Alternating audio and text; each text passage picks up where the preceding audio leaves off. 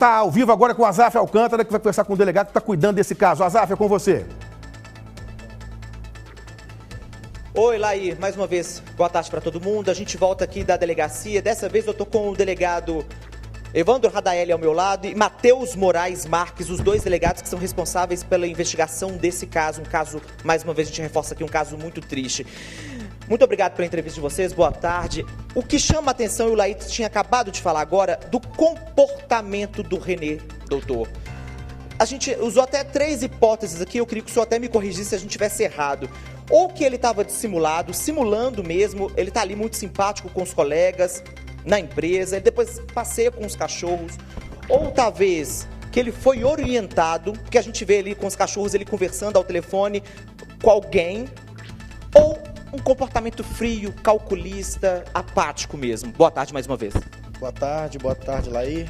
Bom, nós trabalhamos com o que nós temos nos autos. De fato, existe uma aparência de comportamento dissimulado, mas nós não podemos entrar tecnicamente nessa questão de concluir acerca do que foi o comportamento dele, sem que a gente tenha um elemento concreto sobre isso.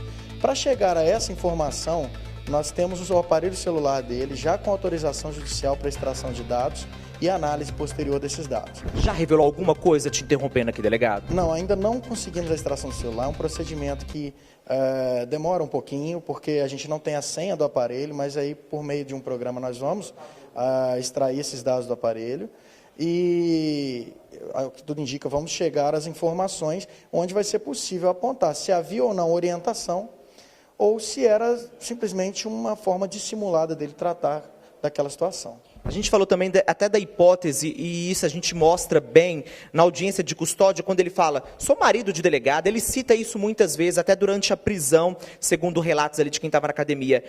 Uma pessoa que usava, que se blindava com esse termo, que se blindava com a condição social da esposa? Olha, também é uma coisa que também não está nos autos, porque a gente não acompanhou, a gente não tem uma pregressa dele em relação a esse tipo de comportamento. O que a gente pode dizer é que ele, a todo momento, se utiliza de nomes de pessoas importantes, das quais ele é sócio ou com quem ele negociou. Ele chegou a citar o nome na audiência de custódia do secretário de Segurança Pública. Então, ele é uma pessoa que se utiliza, sim, desse tipo de comportamento para demonstrar uma certa importância na sociedade, talvez esperando ser tratado de uma forma diferente. Isso é o que nos pareceu diante de todo o comportamento que ele teve e que consta dos autos, que ele teve durante o depoimento aqui na delegacia e também durante o depoimento que foi publicado da audiência de custódia. O nome disso que a gente usa muito aqui no dia a dia é carteirada, famosa carteirada, né, doutor? Deixa eu aproveitar a presença aqui do delegado Matheus Marques. Doutor Matheus, não existe até o momento dúvidas de que ele é, então, o principal suspeito. A gente já havia falado agora cedo, assim na abertura do balanço geral. É isso que a gente pode constar até o momento. Boa tarde. Boa tarde. É exatamente isso. Até o momento, a gente tem um vasto arcabouço probatório de elementos subjetivos e também de elementos objetivos que demonstram que aponta a autoria para o suspeito que encontra-se preso. A gente falou dessas imagens que são cruciais, inclusive essas que a gente conseguiu agora cedo pela Polícia Civil. As roupas mostram isso, né? A roupa que ele estava no carro quando pega ali a Tereza Cristina, o braço, a roupa mais ou menos marrom, é a mesma roupa que ele aparece horas depois ali na empresa e ele trata os funcionários com uma frieza. Na verdade, frieza em relação à tentativa de homicídio, ao homicídio, né? Mas ele trata ali os funcionários muito bem. Na verdade, ele tentou manter uma rotina normal, justamente para ludibriar a polícia e para que a gente não acreditasse que ele teria cometido esse crime. A todo momento, desde o início, desde o flagrante até a continuidade das investigações, ele negou os fatos. E isso é uma postura que condiz com tudo aquilo, com toda aquela rotina que ele teve durante o dia. Porém, como eu disse, diante de todos os elementos subjetivos e objetivos que a investigação demonstrou, ficou claro que ele realmente é o autor desse delito.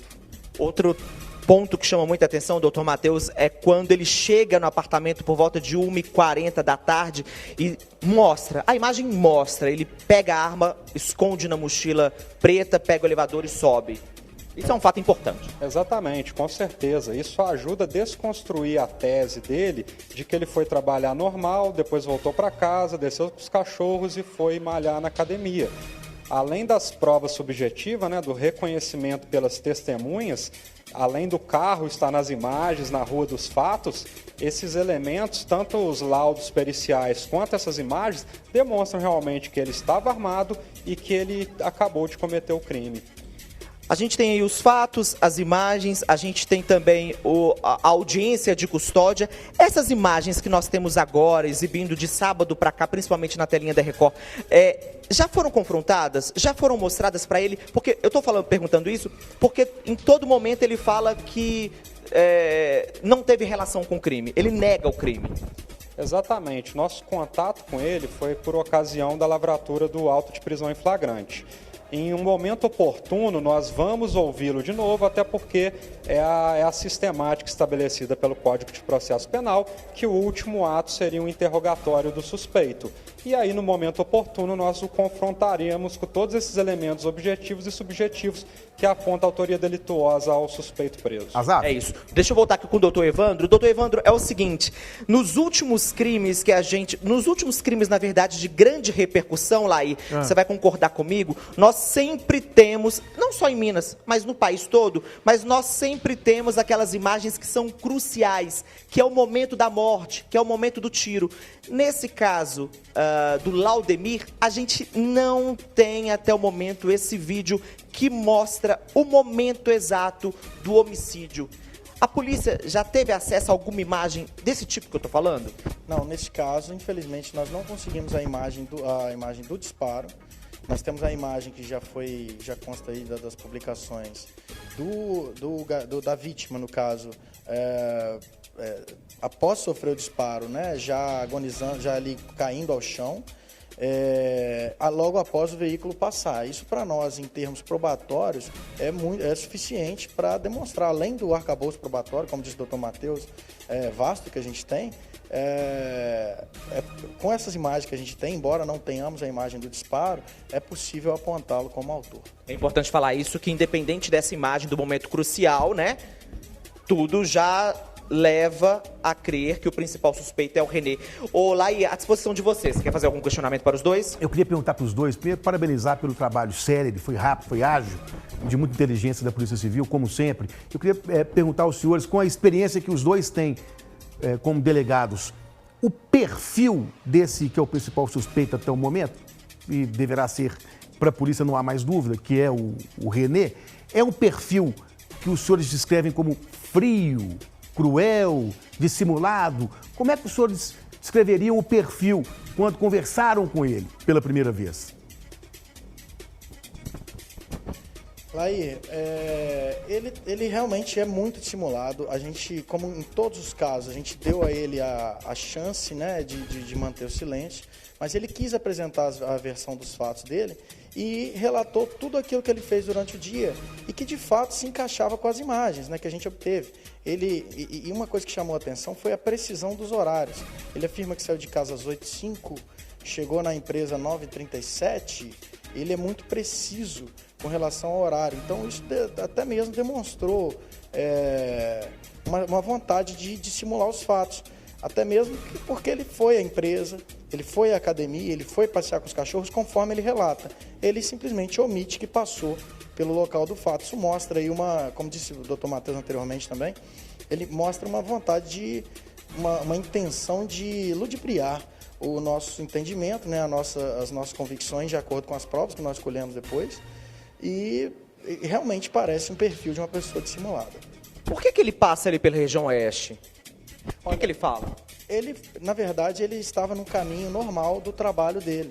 Só que é o que a gente apurou até então, houve um desvio por questões de trânsito. Ele, segundo ele não é da cidade de Belo Horizonte, então ele estava sendo guiado pelo aplicativo, pelo GPS, e o GPS teria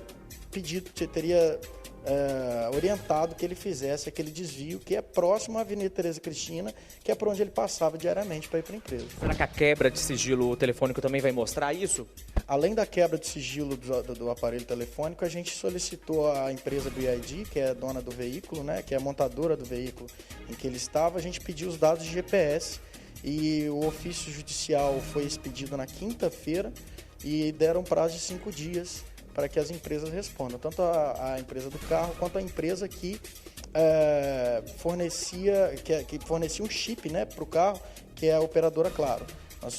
Os ofícios judiciais já foram enviados e a gente está aguardando a resposta para ver se eles fornecem para nós esse GPS, e a gente pediu outros dados também para ver se terminar de apurar isso aí e a gente conseguir mais um elemento que demonstra ali que ele estava no local. Mais elementos têm chegado, delegado? Essas peças têm sido montadas aos poucos? Tem indícios novos? Não, até então não temos. As informações que a gente aguarda até agora são essas informações do veículo e do aparelho celular. Eu preciso fazer essa pergunta, doutor, sobre a colega de vocês, a esposa, a delegada. O que para ela até o momento tem ou não tem de responsabilidade? Pois é, a ação da delegada, né, a conduta da delegada vai ser apurada toda pela corregedoria. No entanto, a gente ainda tem a extração dos dados do aparelho celular que nós já solicitamos, e assim que essa extração vier, nós vamos analisar e ver se ela tinha ciência de algo. Se eventualmente tiver, ela vai sim entrar nas investigações desse inquérito do homicídio. No entanto, pode ser, várias são as hipóteses. Pode ser que ela, é uma hipótese, né? Pode ser que ela apareça tendo ciência de alguma orientação, a gente não sabe.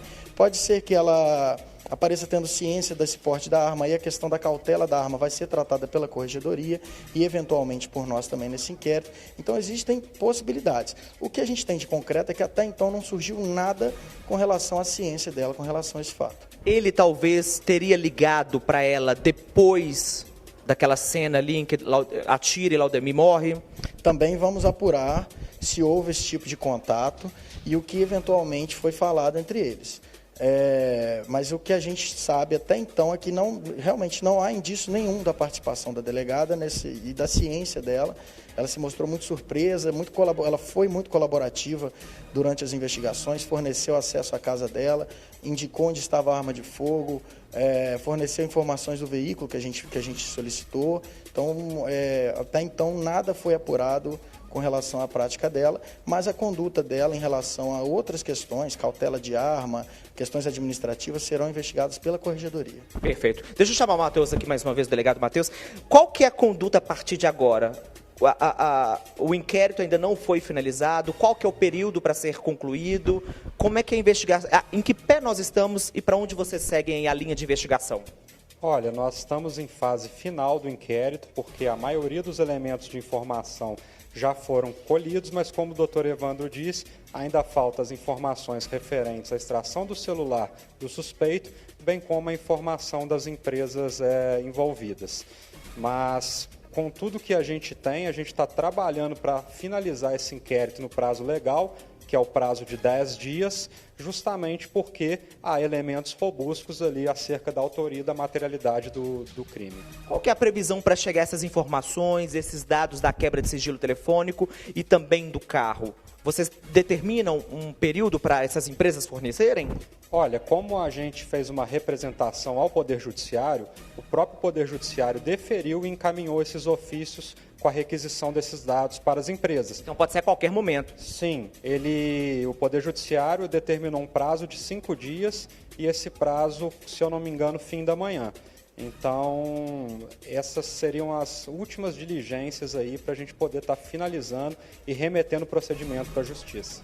É isso. Obrigado pelas informações. Só para a gente finalizar, Laís, você quer fazer mais algum questionamento para os dois? Não, eu ia perguntar exatamente sobre o desfecho de tudo do inquérito, mas você já fez essa pergunta. Então, eu acho que até o fim dessa semana, talvez no início da outra, já esteja com o inquérito concluído, eu imagino.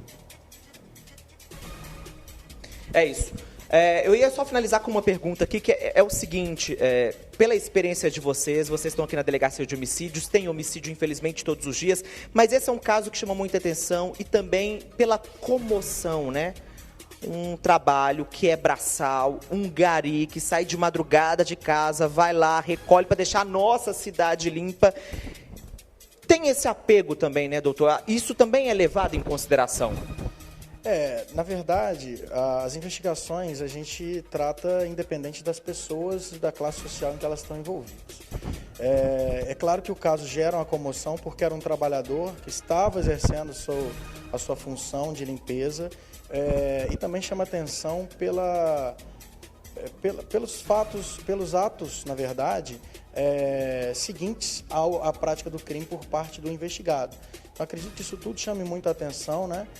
Porque não houve tentativa de socorro, há uma negativa veemente por parte dele com relação à prática do crime. Então, tudo isso gera comoção e vai entrar, sim, na análise do inquérito esse tipo de comportamento. Agora, a classe social, a gente analisa a pessoa independente da classe social que ela ocupa. Laí, vou pedir só para reiterar aqui uma pergunta, que é o seguinte, que me veio aqui agora na cabeça. Desde que tudo aconteceu, o que a delegada fala sobre ele? Porque a gente fala muito aqui sobre o perfil. Ela talvez já citava que ele era um cara, se a gente falar que ele é um cara frio, apático, calculista, ela já falava isso? Ela disse alguma coisa para vocês? Ou foi pega de surpresa, ficou assustada? Não, ao que nos parece, pelo depoimento prestado por ela na Corregedoria de Polícia Civil, que nos foi fornecido para a instrução do nosso inquérito, ela não tinha conhecimento desse tipo de conduta dele, de frieza ou mesmo de enganação. Ela disse não tinha, até onde a gente tem conhecimento, que ela também não sabia dessas agressões anteriores, porque consta dos autos também que ele tem uma agressão anterior, uma lesão corporal grave contra uma ex-companheira. E ela não sabia disso? Ela disse que não sabia. Não sabia do passado, das ocorrências antigas no Rio de Janeiro? Dessas questões específicas, não. Chama atenção, doutor? Chama atenção talvez por uma falta de dever de cautela dela, mas a gente não pode também ser assim, fazer um pré-julgamento, porque a gente entende também e vê que o tipo de comportamento dele perante nós, perante a polícia, também foi de dissimulação. Então talvez fosse um tipo de comportamento que ele tivesse em casa também.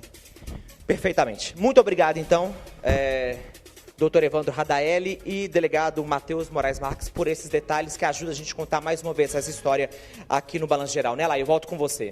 Doutor Evandro, doutor Matheus, parabéns pelo trabalho e conte sempre com a gente aqui no Balanço Geral. Obrigado, Azaf, uma boa tarde aos três.